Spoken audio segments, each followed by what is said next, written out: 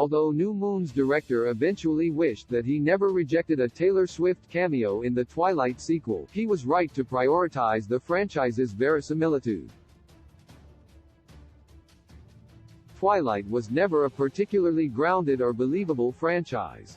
The story of a teenage girl caught in a love triangle between a werewolf and a vampire was always going to be fantastical, but the Twilight franchise's stone-faced self-seriousness didn't help matters.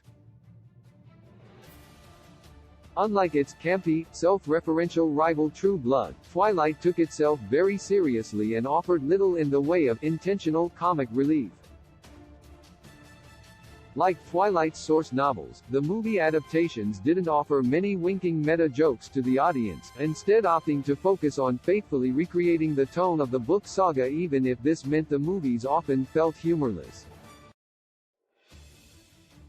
This was also the reason that the first Twilight sequel, 2009's New Moon, gave for rejecting a Taylor Swift cameo, a choice that ultimately improved the franchise. While New Moon director Chris Weitz went on to say that he kicked himself for vetoing a cameo from Taylor Swift, the choice was the right one for the franchise.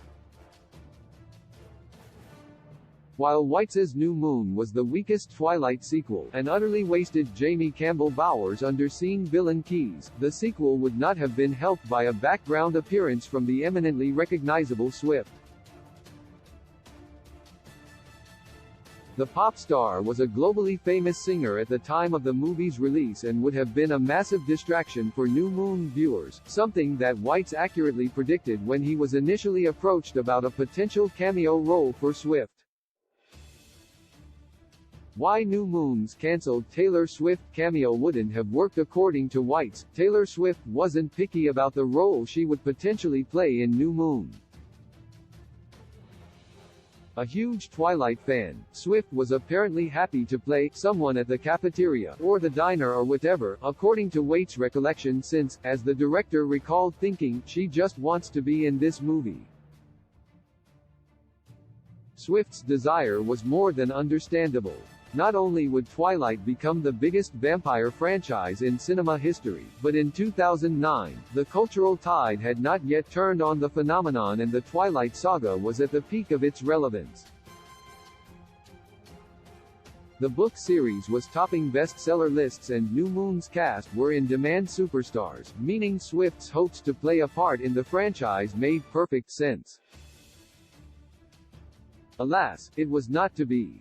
The director never seriously considered including Taylor Swift in Twilight, New Moon due to her fame. For Weitz, the hardest thing for me was to be like the moment that Taylor Swift walks onto the screen, for about 5 minutes, nobody is going to be able to process anything. While Swift wanted to play a background extra, this would have been bizarrely distracting, particularly at a time when Swift's public profile was at its height. She was a widely known superstar and her young fan base had a huge overlap with the Twilight saga's largely younger viewers, meaning a cameo that no one acknowledged in-universe would have been unavoidably bizarre and distracting, particularly in a series that was already getting flack for taking itself too seriously.